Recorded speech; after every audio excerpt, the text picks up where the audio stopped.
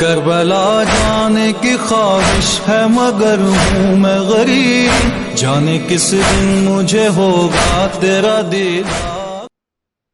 ایک مشکل بنیادی یہ ہے کہ مجھے یہ تو پتا ہے کہ میں علی کا محب ہوں، میں علی سے محبت کرتا ہوں، اس میں شک نہ کیجئے کہ آپ اور ہم علی کے محب ہیں، شک نہیں ہے اس میں کہ مولا کائنات کے محب ہیں آپ اور ہم۔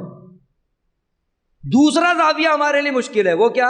ہمیں یہ نہیں پتا کہ علی بھی ہم سے محبت کرتے ہیں، اس پر کم توجہ ہے۔ جن لوگوں کی توجہ ہے وہ خوب کامیاب لوگ ہیں، جو اس کو سمجھتے ہیں کہ ہم امام حسین سے محبت کرتے ہیں، لیکن انہیں یہ اندازہ نہیں ہے کہ امام حسین ہم سے کتنی محبت کرتے ہیں۔ مولا حسین کا جو ہم سے محبت کرنا ہے وہ کتنا شدید ہے۔ کسی استاد کی مثال ہے کہ جب بچہ کسی تکلیف میں ہوتا ہے نا، جب کسی مشکل میں ہوتا ہے، تو جو مامتا جیسی اسے دیکھتی ہے نا، تو مامتا میں جو تلاطم ہوتا ہے یہ بچہ نہیں جانتا۔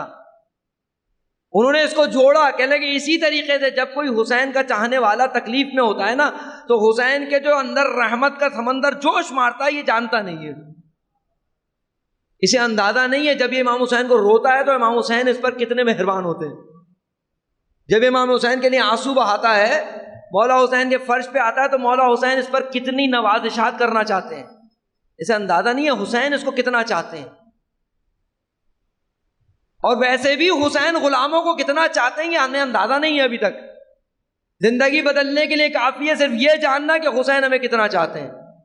جناب حر علیہ السلام جب امام حسین کی خدمت میں پہنچے ہیں، جس عالم میں پہنچے ہیں واقعاً ایک خطا کار کی صورت میں، پہلا جملہ جو امام حسین نے کہا ہے معلوم ہے کیا ہے؟ حر کا سر جھکا ہوا ہے، ہاتھ بندھے ہوئے ہیں، امام کی خدمت میں جیسے ہی آئے ہیں پہلا جملہ معلوم ہے کیا کہا ہے؟ امام نے کہا ارفع راسک یا حر، اے حر سر کو بلند کرو۔ لگتا ہے حسین یہ کہنا چاہ رہے ہیں کہ مجھے اپنے غلاموں کے جھکے ہوئے سر پسند نہیں ہے۔ حسین کتنا عشق کرتے ہیں ہمیں اندازہ ہو جائے تو پھر وہ صورت ہوگی کہ ایک دفعہ یا حسین سنو آنکھ سے آنسو آ جائے۔ امام حسین علیہ السلام کی ذریعے مبارک پر ایک شخص گیا، بہت دور سے پیدل چلتا ہوا گیا، مٹی میں اس کے پیر لت پت، بدن سارا پسینے سے شرابور مٹی میں، اور اس عالم میں ذریعے مبارک پر پہنچا۔ کیا کیا اس دیہاتی نے؟ پہنچ کر امام حسین کی ذریعے مبارک پر اپنا پیر کا انگوٹھا رکھ دیا۔ جیسی خدام کی نظر پڑی فوراً خدام نے اس کا پیر کھینچ کے پیچھے کیا، اس نے دوبارہ وہیں رکھ دیا۔ 2 یا 3 دفعہ ایسا ہوا، تیسری دفعہ یہ افسردہ ہو کے واپس چلا گیا۔ جب خدام سویا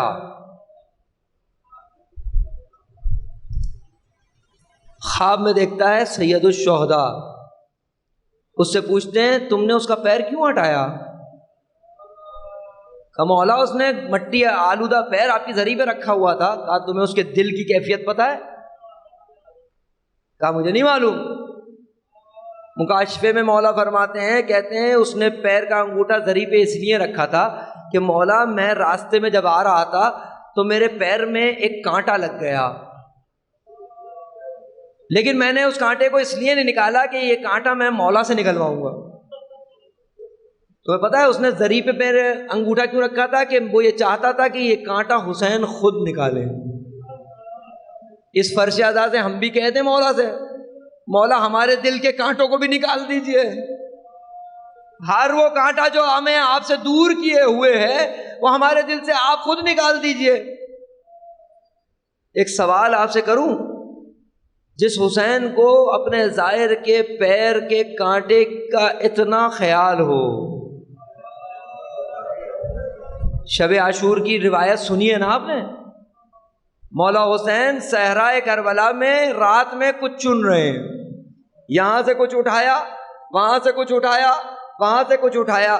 جب کسی صحابی نے پوچھا نا مولا کیا کر رہے ہیں، مولا فرماتے ہیں اس صحرا میں پڑے ہوئے کانٹوں کو اٹھا رہا ہوں۔ پوچھنے والے نے غضب کر دیا، مولا کیوں اٹھا رہے ہیں؟ کہا تجھے معلوم نہیں کل جب شام غریباں ہوگی